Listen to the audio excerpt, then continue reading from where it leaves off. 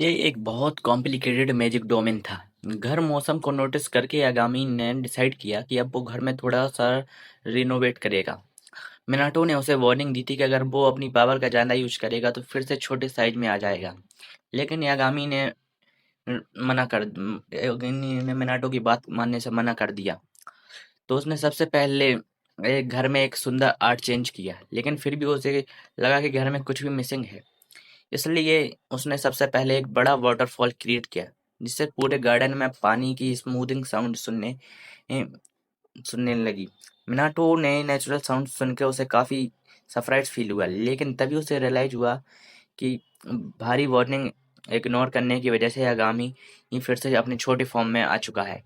बाद में पेरेंट्स भी उसे ज्यादा मतलब उसके पेरेंट्स भी उसे ज्यादा पावर यूज करने के लिए स्कॉल्ड करने लगे। उधर यागामी उनकी बातों को पूरी तरह इग्नोर कर दिया। इसलिए minato सोचने लगा कि आखिर वो घर को रेनोवेट करने के पीछे इतना ऑब्सेस्ड क्यों है। तो यागामी ने एक्सप्लेन किया कि बस उसका हॉबी है ये। अगर वो चाहता तो गार्डन का एरिया हर सीजन के हिसाब से मैच करे था। मिनाटो ने पॉइंट आउट किया कि यागामी का खुद का माउंटेन तो काफी मैसी है। इस पर यागामी ऐसे बिहेव करने लगा जैसे वो सिर्फ नेचुरल लैंडस्केप को अपने हाल पर छोड़ रहा है। मिनाटो ने उसकी लेजीनेस पर कुछ नहीं कहा और इंस्टेड वो स्पिरिट के बारे में सोचने लगा, जिसको उन्होंने अबैंडन्ड लोकेशन से रेस्क्यू किया था। स्पिरिट्स ने मिनाटो को रेस्क्यू रिज्योर किया कि जैसे ही उसके सारी एनर्जी रिकवर हो जाएगी वो जल्दी रिकवर हो जाएगा। तभी उसने एक दिन मिनाटो को यागामी के स्ट्रीम के पास बुलाया और उसे अंदर दिखाई देने वाली फिश दिखाई दी। मिनाटो ने सोचा कि शायद यागामी ने इन फिश को यहाँ पर रखा है, लेकिन यागामी ने एक्सप्लेन किया कि ये फिश खुद ही यहाँ के कॉर्नर को आई हैं। तो ये सुनकर मिनाटो ने नोटिस किया कि सारी फिश वाटरफेल के डेंसर की तरफ टेंड कर रही हैं। लेकिन तभी उसकी आंखें से फैल गईं, क्योंकि वो फिश अचानक से वाटरफेल के पास रोते हुए स्ट्रीम साइड की तरफ अटेंड करने लगी। यागामी ने बताया कि फिश ये कोई नॉर्मल फिश नहीं है, दरअसल किसी दूसरे टीटीके में भी ये मिनाटो है। मिनाटो को तुरंत ओल्ड वाली लड़की याद आने लगी। वो सोचने लगा कि वाटरफॉल पार करने के बाद ये भी ड्रैगन बन जाएगी। कुछ देर बाद कुछ कुछ नहीं हुआ, लेकिन अचानक स्काई में से ड्रैगन प्रकट हुआ। मिनाटो डर से घबरा गया, क्योंकि उसके उसे लगा कि वो कोई जायंट ड्रैगन है, उस पर अटैक कर देगा। मगर स्पिरिट्स ने उसे रिश्योर किया कि ये ड्रैगन असल में ओरियो का दोस्त है। जैसे ही ड्रैगन ओरियो के सामने रुका, उसका शरीर एक ब्रिलियंट लाइट से ग्लो करने लगा। मिनाटो ने डर की वजह से अपनी आंखें बंद कर ली। जब लाइट खत्म हुई तो उसने देखा कि एक विशाल ड्रैगन अब छोटे फॉर्म में बदल चुका है। ओरियो को ग्रीट करने के बाद ड्रैगन एक छोटा बॉक्स लेकर मिनाटो के पास आया। स्पिरिट ने एक्सप्लेन किया कि वो फ्रेंडशिप टोकन के तौर पर उसे गिफ्ट दे रहा है, इसलिए मिनाटो खुशी से एक्सेप्ट कर देता है।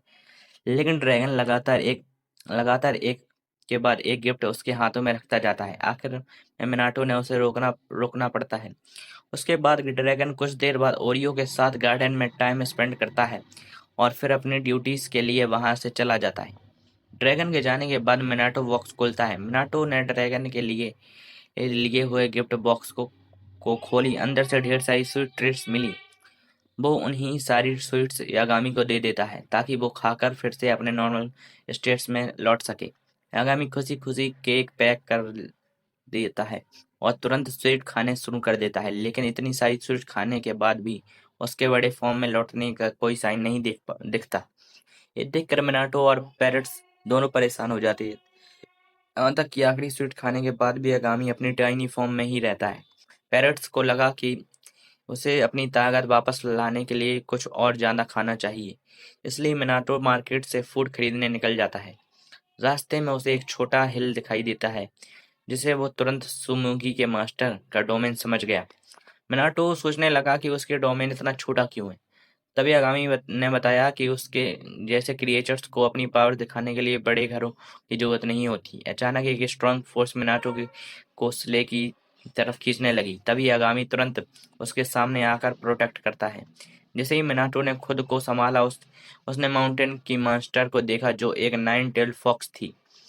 मिनाटो ने सोचा कि क्या वो या कोई है, लेकिन यागामी ने बताया कि वो सुमुकी की मास्टर तेंको है। मिनाटो ने नोटिस किया कि टेंको यागामी के साथ ज्यादा फ्रेंडली नहीं थी।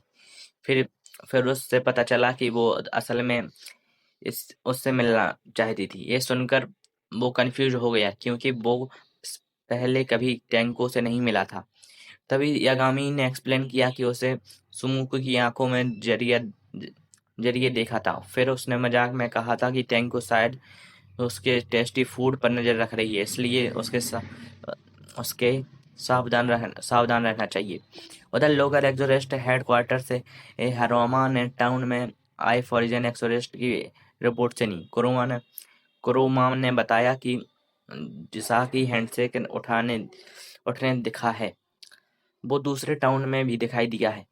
उसने उसके बैकग्राउंड की इन्वेस्टिगेशन करने की बात कही और हरोमा ने उसकी मदद के लिए थैंक्स कहा। दूसरी तरफ टाउन में दो ओल्ड एक्सोरिस्ट एक बूढ़ी ग्रैनी के पास बैठे थे, जिसकी बैक में पेन था। ग्रैनी अपनी कमजोर हड्डियों की शिकायत कर रही थी, लेकिन उस फेक एक्सोरिस्ट ने प्रेटेंड किया कि उसके ऊपर इविल स्पिरिट का कर्स है। बूढ़ी ग्रैनी ने उनकी बातों पर आसानी से भरोसा कर लिया।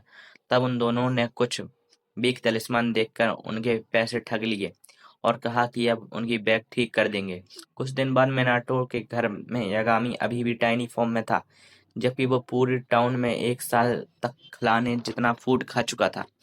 फिर भी वो ऐसे बिहेव कर रहा था जैसे उसे थोड़े टाइम बाद खुद ही नॉर्मल हो जाएगा। फिर गुस्से में उसने नंबर 3 की तरफ इशारा किया, जो वो काफी बड़ा हो चुका था और जिसकी कुछ ब्रांचेस भी गिर चुकी थी। त- वो देखकर मिनाटो को गार्डनिंग और हीलिंग पावर की प्रैक्टिस करने का फैसला किया। वो बैठकर जल्दी से गार्डनिंग करने लगा, लेकिन कैरेन उसे देखकर पे, पैनिक होने हो जाता है। उसे लगा कि मिनाटो कोई डेंजरस वॉरमेड वेपन बना रहा है और वो ब्रूटल स्लटर करने लगा। बाकी क्रिएचर्स ने बड़ी मुश्किल से काम डाउन किया। उधर यागामी मिनाटो से प्रोजेक्ट को लेकर रील हो गया। तो मिनाटो ने बताया कि एक हीलिंग बना रहा है जिसमें उसकी पावर सील्ड हो। यागामी को एक कोई आइडिया नहीं था कि ये कितना अच्छा होगा, इसलिए मिनाटो ने उसे अपना पहला हीलिंग प्रोटेक्शन एम्यूलेट के तौर पर दे दिया। तभी दूर से एक छोटी सुरील ने मिनाटो को आवाज दी। यागामी ने बताया कि स्क्वेरल भी सच्ची चेन जाती है, लेकिन मिनाटो ने कहा कि उसकी बाकी अटेम्प्ट्स फेल हो गए थे। या स्क्वेरल को परवाह नहीं है। उसने कहा कि फेल भी चलेगा। तब मिनाटो ने उसके दूसरे पीस लिया और छोटी स्क्वेरल को खुशी खुशी ही दे दिया।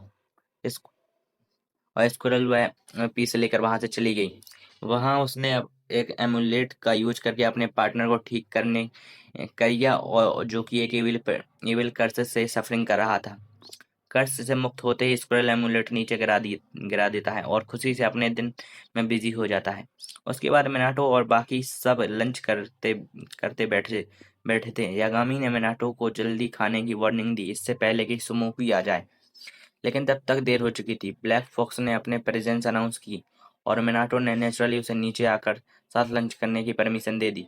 सुमो की खुशी से बैठकर लंच कर रही होती है, तभी उसने अपने आने का असली पर्पस याद आ गया। उसे टेंको के अर्लियर बिहेवियर के लिए मिनाटो से अपॉलजी मांगनी थी और कहा कि वो अपने नाइबर के साथ जरूरत से ज्यादा अग्रेसिव हो गई है। मिनाटो ने आसानी से टेंको को माफ कर दिया, क्योंकि वो नया मैजिकल क्रिएचर देखकर खुश था। सुमुको भी अपने मास्टर की बात सुनकर एक्साइटेड हो गई और उसकी पावर के बारे में ब्रैग करने लगी, लेकिन यह सुनकर भी कहा कि टेंको श्राइन हमेशा बहुत बिजी रहता है।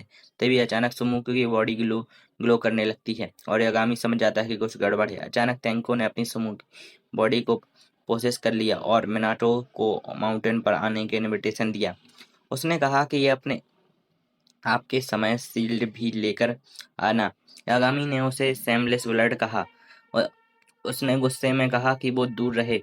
2 वीक में कुछ स्पेंड कर रही है, लेकिन तेंको ने याद दिलाया कि मिनातो ने खुद अंदर आने दिया था उसे, इसलिए इंट्रूडर नहीं है। यागामी ही और ज्यादा एंग्री हो जाता है, लेकिन तेंको लगातार अपनी चीजें दिखाती है। आखिर में गुस्सा आकर यागामी ने उस पर अटैक कर दिया, लेकिन तेंको उन्हें उसकी मैजिक अटैक को आसानी से ब्लॉक कर दिया। अटैक रोकने के बाद हंसने लगी और बिग पावर का मजाक उड़ाने लगी। यागामी पीछे हटने के लिए तैयार नहीं था, इसलिए उसने फिर से हमला कर दिया, लेकिन तेंको ने फिर से दूसरे अटैक को भी ब्लॉक कर दिया। फिर ये वो यागामी का मजाक उड़ाने लगी और उसे इतना वीक हो चुका है कि मिनियंस मुकी भी उसकी अपनी बॉडी में रहकर उससे लड़ सकती हैं, लेकिन यागामी का ईगो इतना बड़ा था कि वो हार मानने को तैयार ही नहीं था। इसलिए वो लगातार तेंको पर उससे फाइट करता है। लड़ाई के दौरान हम दोनों एक दूसरे से बहस करते रहे और तेंको बार बार उसकी पावर का मजाक उड़ाती रही। कुछ देर बाद दोनों आसमान में उड़ते हुए बाहर चले गए और स्काई में ब्लो एक्सचेंज करने लगे। तेंको लगातार लूज होने के लिए मॉक करती रही। मिनाटो बार बार उनसे लड़ाई रोकने के लिए रिक्वेस्ट करता है, लेकिन दोनों किसी भी की भी बात नहीं सुनते थे। आखिर में यागामी डिसाइड करता है कि वो अपनी फुल पावर का इस्तेमाल करेगा। उसने एक बड़ा अटैक स्टार्ट करना किया, लेकिन टेंको आसानी से डॉज कर देता है और अचानक से अपनी पावर का अटैक सीधे मिनाटो की तरफ लॉन्च कर देता है। मिनाटो को बचने के लिए पीछे हटता है, लेकिन तभी यागामी उसके सामने आ जाता है और पूरा अटैक अपनी बॉडी पर ले लेता है। अटैक लगते ही यागामी जमीन पर गिर पड़ता है। ये देखकर तेंको प्राउडली अपनी 22,000 विक्ट्री की जीत का घमंड करने लगती है। यागामी हैरान होकर सोचती है कि वो इतनी प्रिटी कैसे हो सकती है, कि ऐसे स्टूपिड फाइट का भी हिसाब रखती है। टेंको ने कहा कि उसे ह्यूमंस के साथ खेलना बंद करके फिर से अपनी पावर्स को पर फोकस करना चाहिए। जवाब में यागामी ने उसे अपने श्राइन के लिए पुलिस को चैंट करने के बंद करने को कहा। यह सुनकर तेंको ऑफेंड हो गई। उसने कहा कि उसके फॉलोअर्स बिना किसी कोशिश के खुद ही उसे प्यार करने लगते हैं। यागामी उनकी बात पर बिलीव नहीं करता और तेंको ने वार्निंग दी थी कि अगर वो किसी भी ह्यूमन के साथ ना इन्वॉल्व रहेगा तो एक दिन उसका अंत जरूर हो जाएगा। इतना कहकर तेंको आखिरकार गार्डन से गायब हो जाता है। मैना तो तुरंत यागामी के पास गया और पूछा कि क्या वो ठीक है। यागामी ने कैजुअली ही कहा कि ये बस एक छोटी सी स्क्वेबल थी, लेकिन मिनाटो को लगा कि लड़ाई काफी डेंजरस थी और यागामी को चोट भी लगी है। तभी यागामी की नजर मिनाटो के एमुलेट पर गई, जो कि लड़ाई के दौरान टूट चुका था। उसने गिफ्ट तोड़ने के लिए अपॉलजी मांगी, लेकिन मिनाटो ने रिश्योर किया कि वो कभी भी एमुलेट बना सकता है और फिर यागामी बैठकर आराम करने लगे। दूसरी तरफ मिनाटो तेंको की बातों के बारे में सोचता था। डर होने लगा, कहीं उसकी वजह से यागामी किसी डेंजर में तो नहीं पड़ रहा। लेकिन यागामी ने उसे चिंता न करने को कहा। उसने याद दिलाया कि वो अपनी मर्जी से गार्डन में रह रहा है। मिनाटो ने पूछा कि क्या वो दोनों आगे भी साथ रह सकते हैं। यागामी ने मुस्कुराकर कहा कि बिल्कुल रह सकते हैं। उधर दूसरी तरफ दोनों स्कैमर एक्सोरिस्ट अपना पैसा गिनते हुए लौट रहे होते हैं। तभी अचानक कसुरागी के मिनियंस उन्हें परेशान करने लगे। डरकर दोनों वहां से भागने की कोशिश कर रहे होते हैं, लेकिन सामने से हरामा उनकी रास्ता रोक लेता है और उन्हें टाउन छोड़कर जाने को कहता है। टेरिफाइड होकर दोनों कॉन आर्टिस्ट वहां से भाग गए, जबकि हरामा और कासुरागी उम्मीद करने लगे कि अब वो दोबारा यहाँ उन्हें परेशान नहीं करेंगे। भागते भागते दोनों स्कैमर्स एक फॉरेस्ट में पहुंच गए। वहां उन्हें एक एमुलेट मिला जिसे स्क्वायरल ने अपनी ट्री से गिरा दिया था। उस उन उनमें से एक आदमी ने उसे उठाया और उसमें मौजूद पावर को महसूस करके सरप्राइज हो गया। यहीं पर एपिसोड खत्म होता है।